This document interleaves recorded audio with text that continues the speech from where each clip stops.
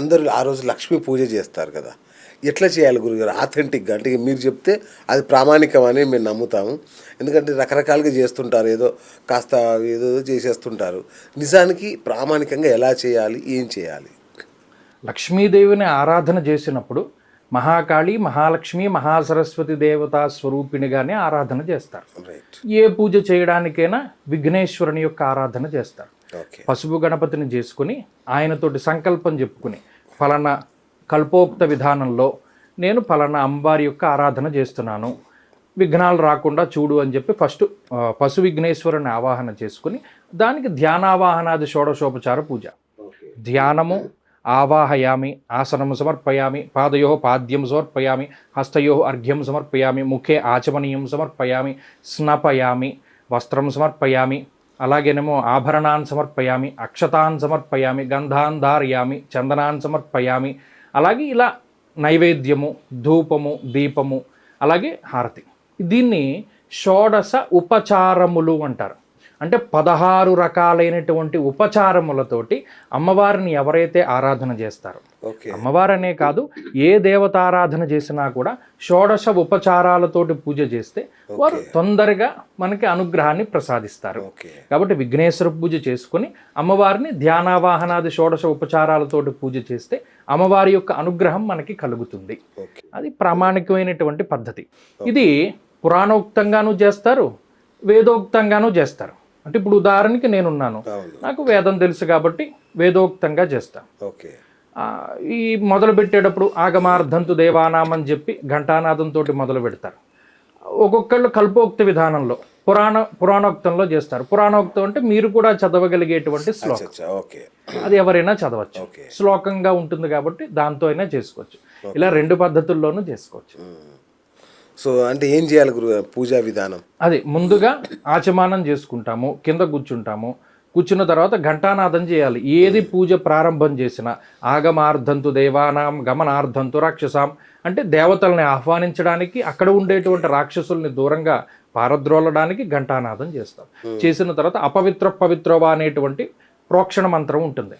దానితోటి ప్రోక్షణ చేసుకుని ఆచమానం చేసుకుని విఘ్నేశ్వర పూజ ఇందాక చెప్పినట్టు విఘ్నేశ్వర పూజ చేసుకున్న తర్వాత ఆయనకి మళ్ళీ ధ్యానావాహనాది షోడశోపచారాలతో పూజ చేసుకుని ఆ పశు విఘ్నేశ్వరుని మళ్ళీ ఉద్వాసన చెప్పి పక్కన పెట్టుకుంటాం. మళ్ళా పూర్వ సంకల్ప ప్రకారేణ ఇందాక ఏదైతే మనం సంకల్పం చెప్పుకున్నామో అదే విధానంలో అమ్మవారి యొక్క ధ్యానావాహనాది షోడశోపచార పూజయాంచ కరిష్యే అని చెప్పి సంకల్పం చెప్పుకుని అక్కడి నుండి అమ్మవారి యొక్క ఆవాహన చేయాలి. అంటే ఆమెకు సంబంధించినటువంటి మంత్రాలతోటి చక్కగా ఆమెని ఆవాహన చేయాలి.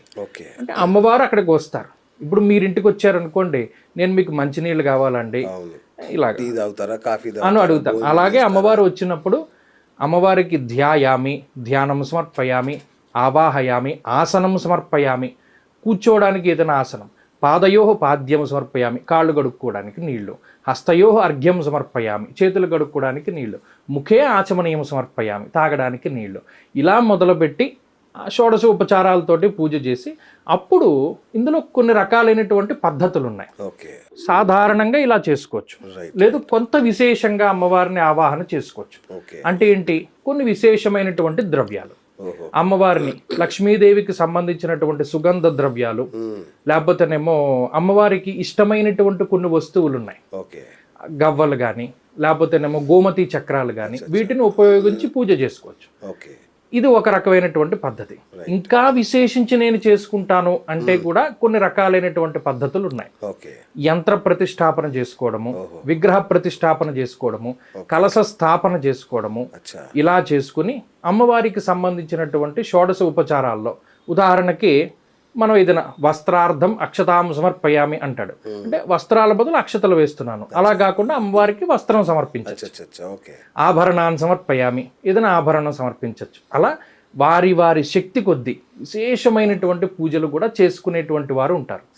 ఇంకా మనకి ఓపిక ఉన్నప్పుడు ఆ రోజునే ఏదైనా ఒక చిన్న హోమం లాంటిది, మరి ధన్వంతరి కూడా ఆ రోజునే ఆవిర్భవించారు కాబట్టి ధన్వంతరి హోమము, మృత్యుంజయ హోమము, అలాగే ఆ రోజు పెట్టేటువంటి యమదీపానికి చాలా విశేషమైనటువంటి ప్రాముఖ్యత ఉంటుంది. ఏంటి గురుగారు యమదీపం? దీనికి ఒక చిన్న పురాణ కథ ఒకటి ఉన్నది.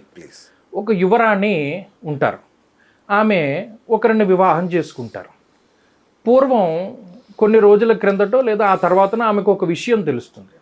వివాహమైన తర్వాత ఇన్ని రోజులకి ఈయనకి మృత్యు ఘడియలు వస్తాయి అనేటువంటి విషయం తెలిసే ఆమె వివాహం చేసుకుంటారు. ఓకే. చేసుకుని సరిగ్గా ఇదే రోజున ధనత్రయోదశి రోజున పలానా రాత్రిపూట ఆయనకి మృత్యు వస్తుంది అనేటువంటి విషయం తెలుసు. ఈ యమధర్మరాజు కూడా రాత్రి ఘడియల్లో వచ్చి ఉంటారు.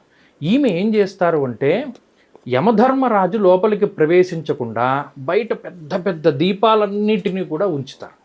దీపాలన్నీ ఉంచి లోపల ఈయన పడుకోకుండా, పడుకుంటే ఏదో ఒక రూపంలో మృత్యు వస్తుంది కాబట్టి పడుకోనివ్వకుండా, అంటే ఆయనకు ఉండేటువంటి మరి అది శాపమో లేకపోతే మరి ఆ వాక్కో తెలియదు కానీ పడుకుంటే ఇది అవుతుంది అని అనుకుని ఆవిడని పడుకోనివ్వకుండా అనేక రకాల కథలు చెప్తారు. ఈయన యమధర్మరాజు గారు అనేక రకాల ప్రయోగాలు చేస్తారు. ఆయన నిద్రపుచ్చడానికో లేదా ఆయన్ని బయటికి తీసుకురావడానికో. ఈయన లోపలికి ప్రవేశించలేడు. ఏదేమైనప్పటికీ ఆ ఘడియలు దాటిపోతాయి. ఈ దీపాల వల్ల ఆయన లోపలికి ప్రవేశించకుండా అక్కడ ఉండిపోతాడు. ఆ ఘడియలు దాటిపోవడం వల్ల ఆయనకి మృత్యువు సంభవించదు. అందువల్ల యమధర్మరాజు గారు ఒక వరం ఇస్తారు. ఈ రోజున ఎవరైతే యమదీపాన్ని ఏర్పాటు చేసుకుని యమదీపాన్ని పెడతారో వారికి అపమృత్యు దోషాలు తొలగిపోతాయి. ఉదాహరణకి మనకి భగినీ హస్త భోజనం అని ఒకటి ఉంటుంది. కార్తీక మాసంలో యమధర్మరాజు గారి యొక్క చెల్లెలు సోదరి ఆయనకి అన్నం పెడుతుంది కాబట్టి ఆ రోజు నీకు వరం ఇస్తున్నాను, ఎవరైతే ఈ రోజున సోదరి యొక్క చేతితోటి వండినటువంటి భోజనాన్ని తింటారో వారికి అపమృత్యు దోషాలు తొలగిపోతాయి. దాన్ని భగినీ హస్త భోజనం అన్నారు. అలాగే ఈ రోజున అలాగే ఆయన వరవిచ్చినటువంటి రోజు యమదీపము అంటారు. ఈ దీపాన్ని పెట్టినటువంటి వారికి అపమృత్యు దోషాలు తీసేస్తాను. మరి ఆ దీపాన్ని ఎలా పెట్టాలి అంటే గోధుమ పిండి కొంత బెల్లము కలిపి ఒక ప్రమిదలా చేసుకుని దానిలో నువ్వుల నూనె వేసి దీపారాధన చేయమన్నాడు. ఈ యమదీపాన్ని ఎవరైతే ప్రదోష కాలంలో సాయంత్రం పూట దీపారాధనగా చేస్తారో వారికి అపమృత్యు దోషాదులు తొలగిపోతాయి అనేటువంటిది శాస్త్రవచనం. దీపానికి అంత ప్రాముఖ్యత ఉంటుందా అని మనం అనుకుంటాం. నిజానికి ప్రదోష కాలంలో పెట్టేటువంటి దీపం చాలా గొప్ప ప్రాశస్త్యాన్ని కలిగి ఉంటుంది. నందాదీపము అనేటువంటి పేరు. ఆ ప్రదోష కాలంలో పెట్టేటువంటి దీపం కానీ సూర్యోదయానికి ముందు పెట్టేటువంటి దీపం వల్ల కానీ అనేక రకాలైనటువంటి దోషాలు పోతాయి. కాబట్టి ఈ యమదీపానికి కూడా ఆ రకమైనటువంటి ప్రాముఖ్యత. కాబట్టి ఇలా యమదీపం పెట్టచ్చు. ఈ విశేషమైనటువంటి ధనత్రయోదశిలో భాగంగా లక్ష్మీ కుబేర పాశుపత హోమాదులు, ఐశ్వర్య చండీ హోమాదులు ఇవన్నీ కూడా విశేషించి చేసుకోవచ్చు. కాబట్టి ఇక్కడ పద్ధతులు చూస్తే సామాన్యంగా పూజ చేసుకునేటువంటి వారు విశేషమైనటువంటి పూజ, మహావిశేషమైనటువంటి పూజ చేసుకునేటువంటి వాళ్ళలో కూడా ఈ హోమాదులు అవి కనబడతాయి. ఎందుకంటే ఇవన్నీ చేయడము అంటే అమ్మవారి యొక్క కటాక్షము కోసమే. ఆ రోజు చేస్తే ఇవన్నీ కూడా మన ఈప్సితార్థములు వారు నెరవేరుస్తారు. వండర్ఫుల్. అయితే మా ప్రేక్షకుల కోసం నేను ఒకటి చెప్తాను గురించి. ఇప్పుడు మీరు ఏదైతే సాధారణ పూజ, విశేష పూజ, మహావిశేష పూజ అని చెప్పారో వీటికి సంబంధించిన ఏ ఏ వస్తువులు వాడాలనేది కిట్స్ తయారు చేసి మేము పంపిణీ చేస్తాం మా ఆఫీస్ నుంచి, మా ఛానల్ నుంచి. ఎవరైనా కావాలంటే ఈ నెంబర్కి ఫోన్ చేయండి. చాలా మంచి కార్యక్రమం. ఎందుకంటే ఈ బిజీ లైఫ్లో వాళ్ళకి సమకూర్చుకోవడం చాలా కష్టం అవుతుంది. చాలా మంది అడిగారు మమ్మల్ని భక్తులు, సార్ మీరు ఏమన్నా ఇస్తారా, ప్రొవైడ్ చేస్తారా అని. సో అందుకని అది వాళ్ళ శ్రమ తగ్గించారండి. అందుకే అంటే ఒక పూజ చేయడానికి కావాల్సిన సామాగ్రి సమకూర్చడం వల్ల కూడా చాలా పుణ్యం మీకు అది. ఎగ్జాక్ట్లీ. ఎందుకంటే మా గురువు గారు ఆయన ఆధ్యాత్మికంగా చాలా అదన్నమాట. సో ఆయన చెప్పారు కాబట్టి మీ నోట అది మాకు చాలా సంతోషం. సో దానికి కావాల్సిన వస్తువులన్నీ మీరు చెప్తే అది తప్పకుండా తయారు చేసి నేను ప్రేక్షకులకు నేను దానికి సంబంధించిన వివరాలు మీకు ఇస్తాను. థ్యాంక్ యూ గురుగారు. థ్యాంక్ యూ అండి.